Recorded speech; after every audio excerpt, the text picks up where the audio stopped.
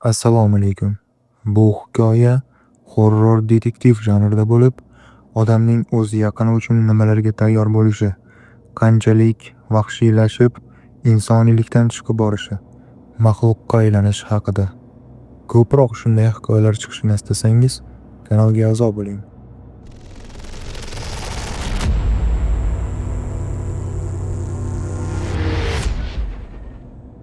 Erta tongda meni telefon qo'ng'irog'i uyg'otib yubordi. Boshliq, televizorni yoq, birinchi kanalni ko'r, dedi va go'shakni qo'ydi. Men hali ham karavotda yotguncha pultni oldim va televizorni qo'ydim. Birinchi kanalni topdim. U yerda ertalabki yangiliklar berilayotgan edi. Yangiliklarda erta tongda erkak kishining dahshatli darajada deyarli maydalangan jasadi topildi. Tezkor tergov tadbirlari davomida huquq-tartibot organlari xodimlari marhum shaxsini aniqlashtira olmadi. Jabrlanuvchining ikkala oyog'i haqiqiy jarroh ishlagandek kesib olingan. Eslatib o'tamiz. Bu allaqachon xalq orasida xirurg nomi bilan tanilgan qotilning ketma-ket 9-qurboni. Birinchi kanal nomidan halok bo'lganlarning oila a'zolariga chuqur hamdardlik bildiramiz, deyildi. 10 daqiqadan so'ng men yomg'ir bosgan sovuq shahar ko'chalarida mashinada borardim. Bu yil juda sovuq keldi, lekin shunga qaramay ishga hech qanday muammosiz yetib bordim. Cheksiz koridorda odatdagidek odamga hujum edi. Hamma qayergadir shoshardi, faqat men emas. Men bolaligimdan hech qayerga shoshmaslikka o'rgangan odamman. Sekin yuraman. Bu odat meni ko'plab marotaba hayotimni saqlab qolgan. Ishda ham ko'p yordam bergan. Boshliq eshik oldida to'xtadim va ishonch bilan eshikni taqillatdim. "Kiring." Boshliqning buyruq ohangidagi ovozi eshitildi. Men u bilan salomlashmoqchi edim, lekin u qo'l siltab to'xtatdi va stulni ko'rsatdi. Deraza ortidagi yomon ob-havo sabab xonada yarim qorong'ulik hukm surardi. Go'yo yaxshi narsa bo'lmasligiga ishora qilayotgandek. Ammo kresloda o'tirgan erkakka bu og'ir muhitning umuman ahamiyati yo'q edi. Men o'tirishim bilan u stol ustiga bir nechta surat va hujjatlar biriktirilgan yupqa papkani tashladi.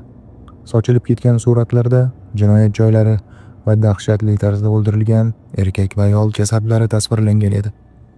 Avvaliga bu jinoyatlar orasida hech qanday bog'liqlik yo'qdek tuyulardi. Na yosh, na turmush tarzi. Jinoyatchi hamma qurbonlarning ham tana a'zolarini olmagan. Ayrimlarida ba'zi organlar yo'q edi. Uzoq cho'zilgan sukutni buzib, boshliq gap boshladi. "Yangi topshiriqni eshit. Sen u yerga borib, hammasini hal qilasan. Senga to'liq vakolat beraman." Lekin mening o'zimda ham hali oxiriga yetmagan bir nechta ishlar bor edi, deb e'tiroz bildirdim men. Ammo charm kresloda o'tirgan qari, oq sochli erkak bir qarashi bilan suhbat tugaganini aniq bildirdi.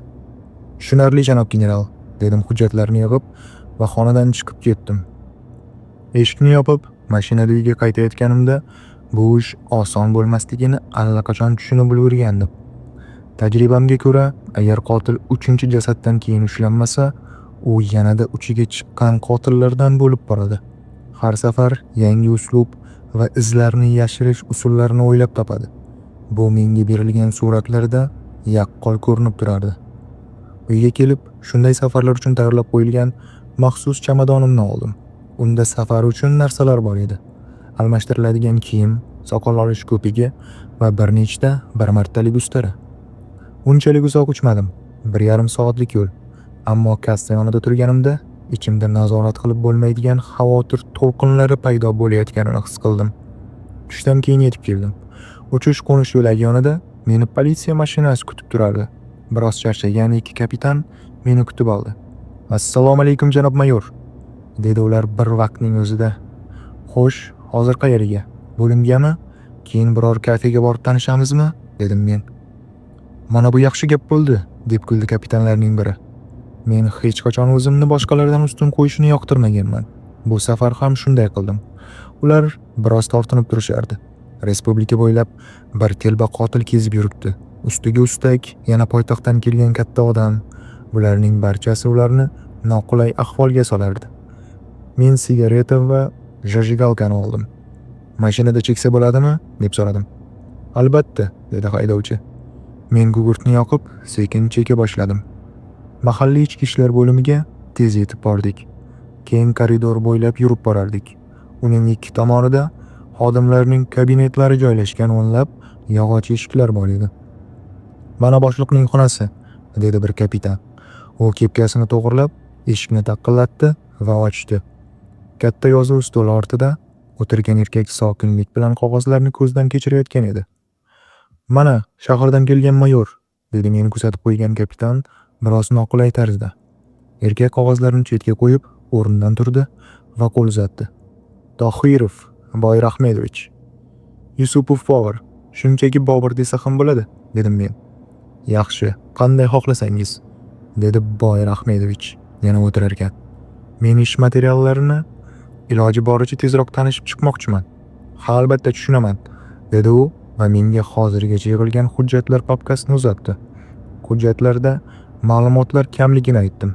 "Ha, to'g'ri aytasiz", dedi polkovnik ko'krak cho'ntagidan portsigarni chiqarar ekan. "Bu maxluq umuman hech qanday iz qoldirmayapti. Na barmoq izi, na qon, hech narsa yo'q. Biz biladigan yagona narsa 45-razmer oyoq kiyimi xolos." "Baribir ertami kechmi xatoga yo'l qo'yadi", dedim men sigaretani yoqib. Biz biroz ish va materiallar haqida gaplashdik. So'ngra Tohirov dedi: "Xo'sh, kechki ovqatni qilib dam olishimiz kerak endi. Ertaga og'ir kun." Men kreslodan turdim. "Janob polkovnik, siz ham biz bilanmi?" deb so'radi kapitanlardan biri. "Yo'q, men uyga ketaman. Sizlar Boburni joylashtiring", dedi polkovnik stol ortidan chiqib.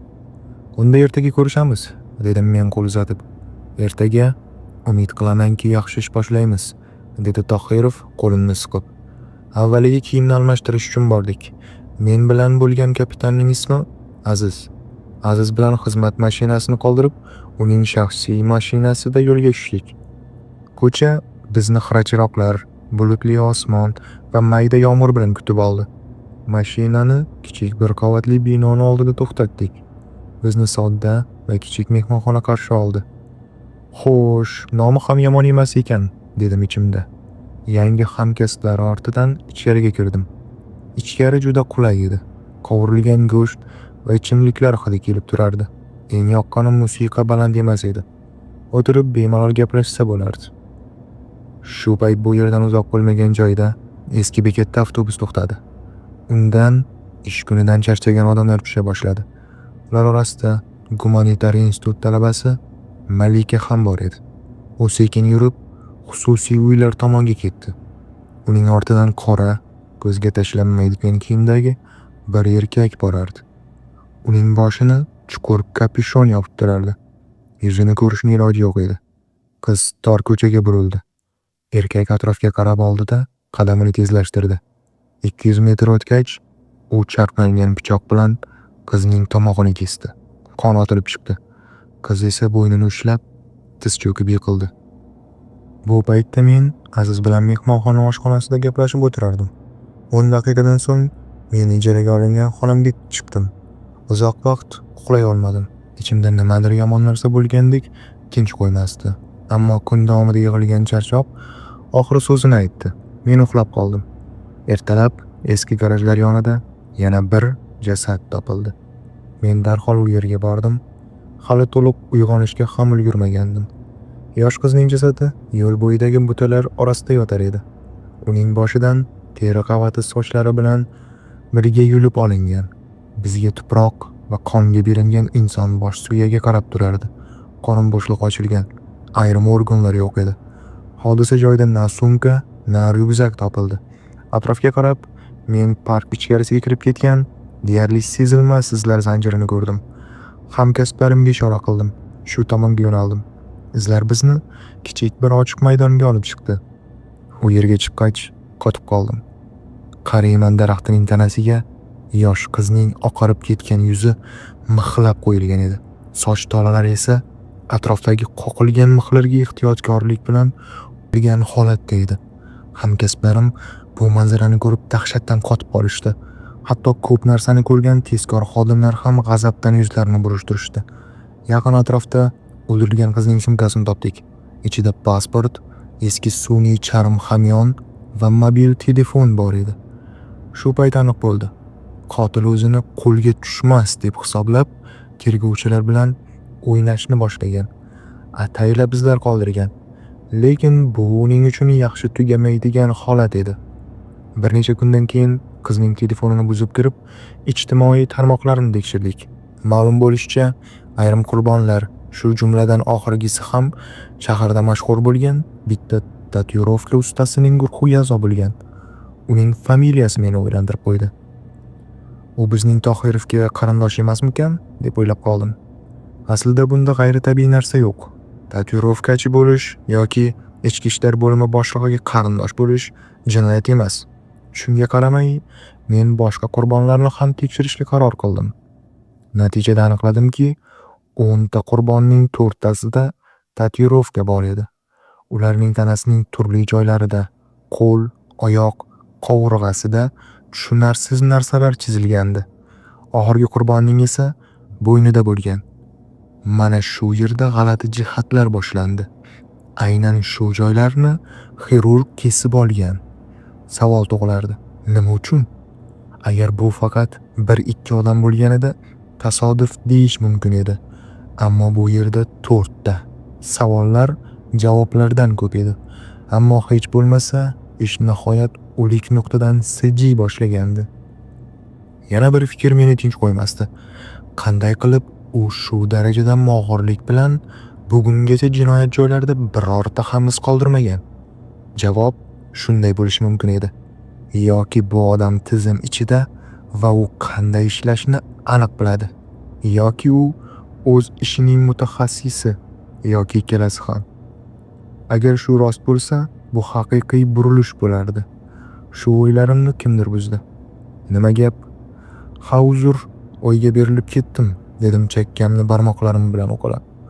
Boshliqqa hisobotga ketyapsizmi? Ha, albatta. Men stuldan turib, biroz chayqalgan holda kapitanning ortidan yurdim.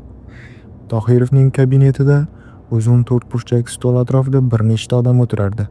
Menga tanish kapitan, tezkor bo'limdan bir kishi va kriminalist ekspert. Xo'sh, hamkasblar, vaziyatni tahlil qilamiz, dedi Tohirov. Bizda yana bir ayovsizlarcha o'ldirilgan jasad bor. Lekin ishda hech qanday siljish yo'q. Faqat mayorning kichik muvaffaqiyatlari bor xolos. Menga yuqoridan allaqachon qo'ng'iroq qilishdi. Agar bu ishni tez orada ochmasak, hammamizni jazolash bilan qo'rqitishdi. U jahldor ohangda stolga musht bilan urdi. Biz la'nat oyoq kiyim o'lchamidan boshqa hech narsani bilmaymiz. U sigaret chiqardi, zarjikalkasini yoqdi va asabiy tarzda cheka boshladi. Men esa yangi materiallar solingan papkani chiqarib unga uzatdim. Shubha ostida deyarli hamma bor. Faqat so'nggi qotillik paytida men bilan birga bo'lgan 2 kapitan bundan mustasno, dedim men. Siz rosa xayolparastsiz, dedi kimdir. Xodimlarni og'ir jinoyatlarda gumon qilish ayrim davlatlarda buning uchun umrbod qamoq beriladi. Siz mening o'rnimda bo'lsangiz nima qilardingiz? Dedim sovuqqonlik bilan. Tohirov materiallarni ko'zdan kechirdi va mamnun tarzda jilmaydi. Mana bu endi boshqa gap, dedi u. So'ng buyruq berdi. Shu tatu ustasini men oldimga olib kelinglar. O'zim gaplashaman. Axir u sizning jiyaningiz-ku, dedi kimdir past ovozda. Men hatto kim aytganini ham payqamay qoldim. Shuning uchun ham o'zim gaplashaman, dedi Tohirov qat'iy ohangda. Hammalaring tarqalinglar. Bu suhbat tugaganini anglatardi. Ichki ishlar bo'limi binosidan chiqqanimizda allaqachon qorong'u tushgan edi. Mayda yomg'ir yog'ar, soat kechki 9 ga yaqinlashgandi. Biz darhol tatuirovkachi yashaydigan uyga borishga qaror qildik. Manzil allaqachon qo'limizda edi. Ikkinchi guruh vaqtni boy bermaslik uchun uning saloniga ketgan edi. U yangi qurilgan, qulay, ko'p qavatli uyning 5-qavatida yashar ekan. Bu meni ajablantirmadi. Ehtimol sevimli amakisidan sovg'adir. Podyezdga kirib, kerakli qavatga ko'tarildik. Eshikni taqillatdik, lekin hech kim ochmadi. Men eshikni buzib ochishga qaror qildim. Protokolga to'g'ri kelmasa ham, bu qadar ko'p jasad va yuqoridan bo'lgan bosim mas'uliyatni o'z zimmamga olishimga majbur qildi. Cho'ntagimdan kichik charm g'ilofni chiqarib, qulfga mos kalit tanladim. Bir necha soniyadan keyin qulf chirt etib ochildi. Ha, siz uy o'g'risi ham ekansiz-ku, dedi sherigim kulib. Kvartirada esa g'ayrioddiy darajada tozalik hukm surardi. Oqartiruvchi xlor hidi aniq sezilib turardi. Pollar yarqirardi. Ilgichda kiyimlar tartibli osilgan, poyabzal tokchasi ham o'ta tartibli edi. Lekin uy egasi yo'q. Na oshxonada, na zalda, na yotoqxonada. Men ehtiyotkorlik bilan ichkariga kirib bordim va birdan kutilmagan hodisaga guvoh bo'ldim. Jin ursin, dedim past ovozda. Tohirovning jiyani o'ldirib ketilgan edi. Tashqariga chiqib, boshqalarga qaradim. Ular ham xuddi shunday dahshatni ko'rishgan edi. Kimdir allaqachon maxsus guruhni chaqirib ulgurgandi. Men esa Tohirovga qo'ng'iroq qildim. Siz guruh joni tekshirib hech qanday iz topa olishmaganini aytishdi. Operativ guruh esa podyezdda qo'shnilarni so'roq qilardi. Bu safar natija bor edi. 4-qavatdagi yosh xotin katta gavdali, qora толстовка kiygan, boshiga kapyushon tashlagan erkakni ko'rganini aytdi. U 5-qavatga ko'tarilgan. Yuzini ko'rishmagan, faqat orqadan ko'rishgan. Ammo yigit muhim detalni eslatdi. Erkakning ustida ko'k rangli politsiya formasiga o'xshash shim bor edi. U bunday shimlarni mahalliy IIVda ko'rganini aytdi. Shu payt xodimlar yo'l ocha boshladi. Tohirov kelgandi. U bir og'iz ham gapirmay to'g'ri ichkariga kirdi. Jasadni hali olib ketishmagan edi. U vannada sovuq suv ichida yotardi. Polkovnik ichkariga kirib, jiyanining oziq-ovqat plyonkasiga o'ralgan jasadiga qaradi va buyruq berdi. Uni olib ketinglar. So'ng tezda vannadan chiqib ketdi. Men esa podyezd oldida sigaret chekib turardim. Cho'ntagimda fleshka bor edi. Uni vannadagi gilamcha ostidan tasodifan topgandim. Deyarli bosib yuboray debman. Hozircha uni hech kimga ko'rsatmaslikka va keyinroq o'zim tekshirishga qaror qildim. Shu payt binodan qora plastik xaltaga solingan jasad nasilkada olib chiqilayotgan edi. Jasad dalillar yaxlitligini saqlash uchun oziq-ovqat plyonkasiga o'rab olib ketishilardi. Keyinroq uni kesib, ochib, patologatomlar ko'rgan manzara hammamizni dahshatga soldi. Yosh yigitning oyoqlari tovonidan tortib sonigacha xuddi yog'da qovurilgandek qarsoldoq holatga kelguncha kuydirilgan edi. Ular hanuz yog' qoldiqlaridan yaltirab turardi. Qorin qismida esa yozuvlar bor edi. Qutqaring, yordam bering, o'ling. Bu yozuv ham, qovurilgan oyoqlar ham umumiy jinoyatlar manzarasiga umuman mos kelmasdi. Mutlaqo bema'ni tuyulardi. Plyonkada tuproq izlari topildi. Shundan ma'lum bo'ldiki, qotillik kvartira ichida sodir etilmagan. Plyonkadan olingan namunalarning qirqimlari sud ekspertiza institutlaridan biriga yuborildi. Men esa mehmonxonaga qaytdim. Javobni kutishga majbur bo'ldim. Na yeyishga, na ichishga, na gaplashishga hech qanday istak yo'q edi. Faqat bitta fikr aylanardi. Tohirovning jiyani qimmatli guvoh sifatida yo'q qilingan. Men notebookni ochib, fleshkadan topilgan rasmlarni ko'ra boshladim. Undagi barcha materiallar, eskizlar, chizmalar va tayyor tatuirovkalar suratlari edi. Birinchi papkada 3 ta rasm bor edi. Qo'l va oyoqlarga tushirilgan tatuirovkalar. Aynan o'sha halok bo'lgan insonlardagi. Yana qidirib, oxirgi tushirilgan suratni ham topdim. Bu belgilarni qog'ozga yozib oldim. Suratga olib, Google orqali qidirdim. Natija meni hayratga soldi. Bu belgilar qadimgi keltlarning qonxo'r xudosi Ezus nomini tashkil qilardi. Bu yerda qanday qilib bunday mifologiya paydo bo'ldi derdim o'zimga o'zim. Qadimgi keltlar Ezusni urush va adovatlar hukmdori sifatida urug'lashgan. Uni chaqirish va jang taqdirini o'zgartirish uchun 11 ta inson qurbon qilinardi. Uning nomi g'azablangan deb tarjima qilinadi. Shu yerda hammasi o'z o'rniga tushdi. Manyak odamlarni qurbonlik sifatida o'ldiryapti. Ularning tanasidan kitlarning yovuz xudosi Ezus nomini yig'ayapti. Lekin nega? Qaysi jangni o'zgartirmoqchi? Maqsad ko'rinib turibdi, lekin motiv hanuz tushunarsiz edi. Shu payt meni telefon qo'ng'irog'i o'ylarimdan chalg'itdi. Seskanib ketdim.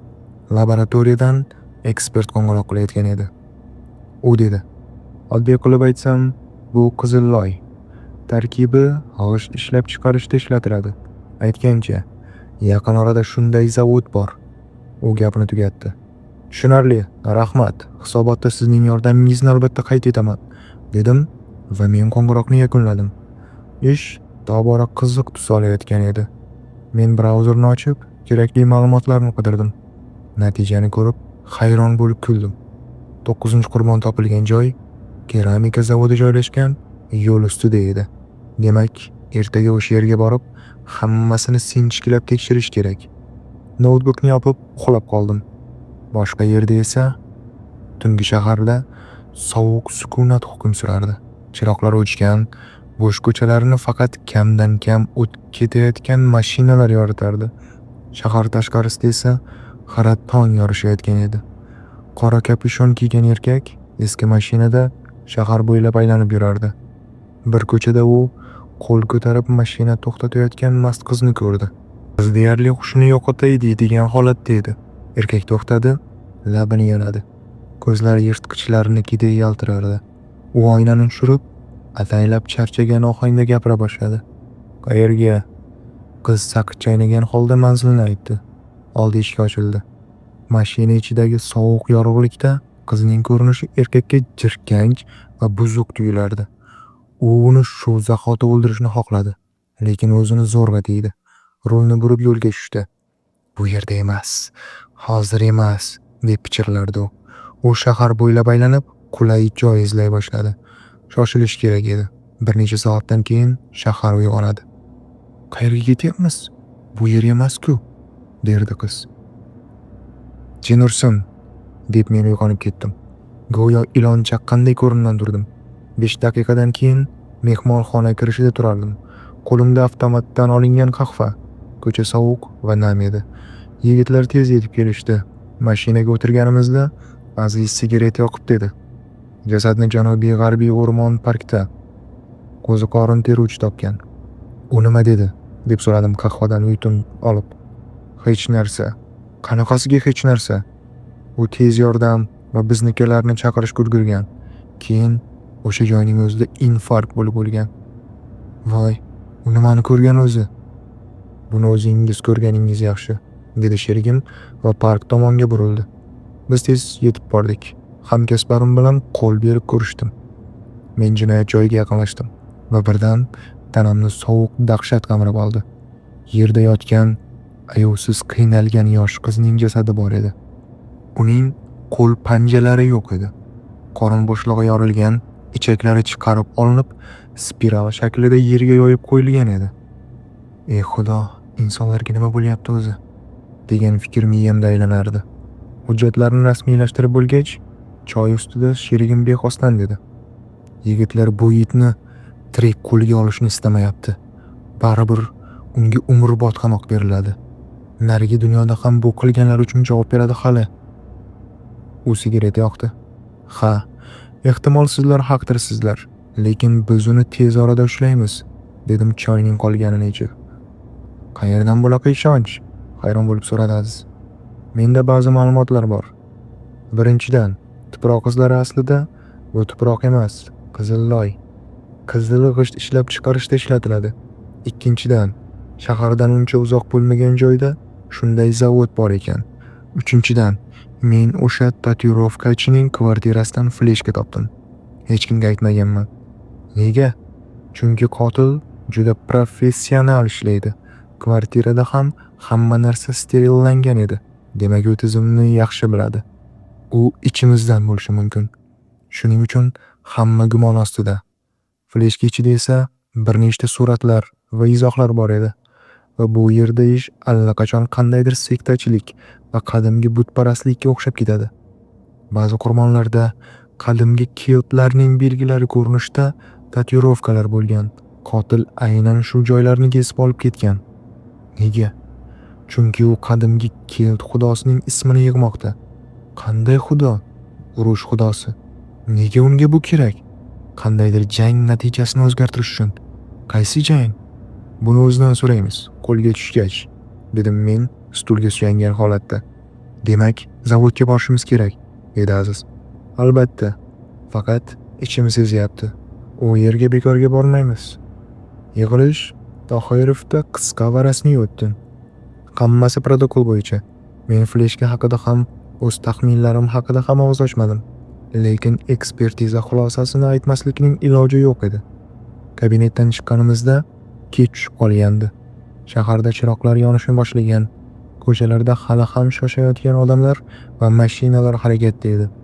Biz zavod tomon yo'l oldik. Aziz shaharni yaxshi bilardi.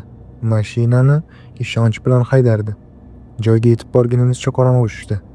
Mashinani yaqin butazor ichiga yashirdik va piyoda yo'lga tushdik.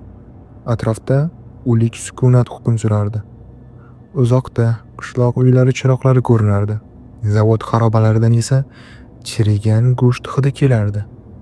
Uf, qanday sassiq hid, dedi Aziz tupurib. Nima, Alp tog'lari havosini kutganmiding? Balki bizning maniak shu yerda jasadlarni saqlayotgandir, dedi Xurshid asabiy kulib. Bu fikrdan hammamiz seskanib ketdik. Sekin qurollarimizni chiqardik. Saqlagichlar deyarli bir vaqtda chertet ovoz chiqardi. Biz telefon fonarlari bilan yo'lni yoritib, zavod hududi bo'ylab yurib borardik. Zo'r yashirinadigan joy ekan, dedi Aziz pichirlab. Unda chiroqlarni ham o'chiraylik, yanada qiziqarli bo'ladi, dedim past ovozda. Atrofda chiqindilar, pivo bankalari, plastik paketlar, arzon aroq shishalari sochilib yotardi. Qorong'ulikda buzilgan binolarning soyasi ko'rinardi. Har bir qadamdan hid kuchayib borardi. Oldinda buzilgan ombor turardi. Uning oldida hid chidab bo'lmas darajada edi. Aziz oldinga yurdi. Hech kim unga qarshi chiqmadi. U eshik tutqichini tortdi. Bir marta va yana bir marta. Eshik og'ir g'ichirlab ochildi. Ichkarida hid juda yoqimsiz edi. Bunga urilar ko'zlarni achishtirardi. Chirsin. Men og'zimni yopgancha ichkariga qaradim. Qarshimizda notekis yorug'likda ko'p burchakli shakl hosil qilgan inson tanasi ko'rindi. Bu turli tana qismlaridan tikilgan dahshatli mavjudot edi. Biz qotib qoldik. Shu payt tashqaridan mashina ovozi eshitildi. Mana, mehmonimiz ham keldi, dedim pichirlab. Men omborning burchagiga yurdim. Ikki kapitan ham darhol ortimdan ergashdi. Chiroqlarni o'chirib, soyaga yashirindik. Kutish uzoq davom etmadi. Bir necha daqiqadan keyin mashina omborga yaqinlashdi. Kimdir eshikni yopganmidi? Hech kim javob bermadi. Birozdan so'ng og'ir etik tovushlar eshitildi. Eski eshik yana g'ichirladi. Omborga katta, baquvvat erkak kirib keldi. Uning qadam tovushlari bo'shliq ichida aks sado berardi. U ombor yoniga bordi, fonarni yerga qo'ydi va shamlarni yoqa boshladi. Oxirgi shamni yoqqanida tanamda qo'rquv va titroq turdi. Oldinda katta tana qismlaridan yig'ilgan maxluq aniq ko'rinib turardi. Har xil iplar bilan tikilgan tana bo'laklari shilimshiq modda ajratib chiqarardi. Bu dahshatli mavjudotdan 3 ta qo'l turli tomonga chiqib turardi. 3 ta oyoq esa shunday tikilganki, go'yo u yon tomonga yurayotgandek ko'rinardi. Barcha oyoqlar o'ng tomonda bo'lib, panjalari bir tomonga qaragan edi. Erkak tebranib, nimanidir o'qiy boshladi. Shu payt Xurshid chidab tura olmadi. "Tiz cho'k, qo'llaringni moshinga qo'y." Erkak hatto seskanmadi ham. Sekinlik bilan o'girildi. Biz qidirgan qotil o'zimizning polkovnik Tohirov edi. U og'ir xo'rsinib tiz cho'kdi va gap boshladi. Siz hech qachon farzandingiz tuzalmas kasallikka chalinganini his qilib ko'rganmisiz? Eng yaxshi shifokorlar ham qo'lini yoyib faqat kun sanashni boshlaganda hayot nimaligini bilmagan bolangni yog'och qutiga solish vaqtini kutish qanday bo'ladi?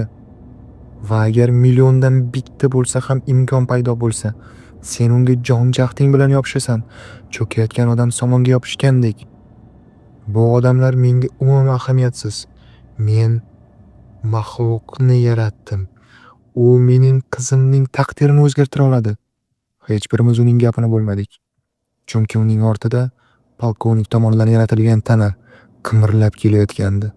Buni hammamiz ko'rdik va ko'zimizga ishona olmadik. Polkovnik gapini tugatishi bilan maxluq birdan g'ayritabiiy darajada kattalashdi va bir zarb bilan uning boshini oldi. Qon atrofga sachradi. Biz uzoq vaqt qotib turdik va qo'limizdagi bor qurollar bilan maxluqni o'qqa tutdik. Aslida uni tirik mavjudot ham deb bo'lmasdi, lekin biz uni o'ldirishga harakat qilardik va bu ishni uddaladik. Bu holat hayotda hamma narsa uchun to'lashga to'g'ri kelishining yaqqol isboti edi.